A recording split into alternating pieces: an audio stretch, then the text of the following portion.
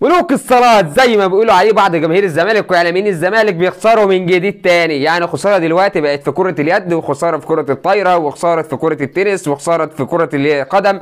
ايه خساره تانيه؟ مفيش بقى ولا صالات ولا بقى في اي حاجه خالص. الزمالك بيخسر امبارح من الاهلي بنتيجه 27-22 في كره اليد الرجال. يا جماعه الف مبروك للاهلاويه. طبعا الزمالك خسر خساره معنويه زي ما بيقول الكابتن خالد الغندور، والاهلي كسب مكسب معنوي زي برضه زي ما بيقول الكابتن خالد الغندور. كابتن خالد الغندور بعد خساره الزمالك من الاهلي امبارح في كره اليد للرجال طالع يقول ان الزمالك خسر خساره معنويه ملهاش لازمه. ليه يا كابتن خالد؟ طيب ايه اللي حصل؟ اصل الزمالك الاهلي يا جماعه عنده برضه لعيبه جامده، بيجيب لعيبه وعنده ملايين وبيجيب لعيبه وبيصرف على لعيبه وعنده مدرب اسباني. ده جايب مدرب اسباني يا عم الحاج، انت تعرف حاجه؟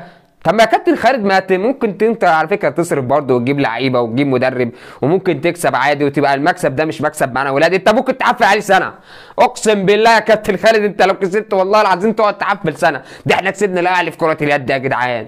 يا كابتن خالد بالراحه كده، انت مش لازم يعني تقول لجماهير الزمالك ان الموضوع عادي وعدوه يا جماعه زي ما اي خساره خسرناها قبل كده. مش كنتوا بتقولوا عليكم ملوك اتصالات برضه؟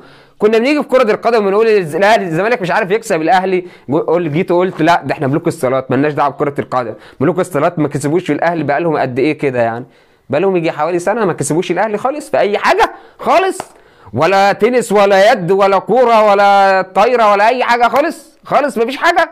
عشان تعرف بس يا كابتن خالد ان انت بتحاول تغفل جمهور الزمالك. جمهور الزمالك اللي انت اللي عايز توصل له ان خساره الزمالك ديت عاديه جدا، ما يزعلوش. ليه؟ طب ما انت ممكن تكسب عادي. لا ما اكسبش، اكسب ليه؟ ويقول لك احنا عندنا كمان ماتش جاي برضه بين القطبين، هنشوف مين فيهم اللي هيكسب. احب اقول لك ان اللي هيكسب كابتن خالد.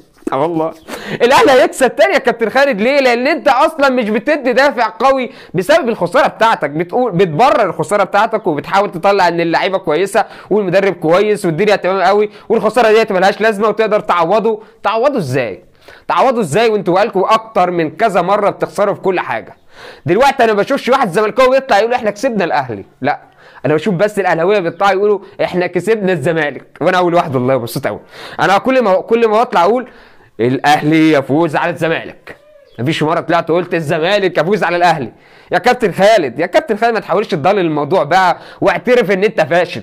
انت فاشل، انت فاشل. انت ما عندكش اي دلوقتي رياضه خالص اصلا في الزمالك، ولا بقى عندك قدم في لعيبه تلعب، ولا بقى في مدرب بيفهم، ولا عندك دلوقتي لعيبه تلعب في اليد، ولا في مدرب بيفهم، ولا عندك اصلا تنس، ولا عندك طايره، ولا عندك اي حاجه. الزمالك ضايع من الاخر.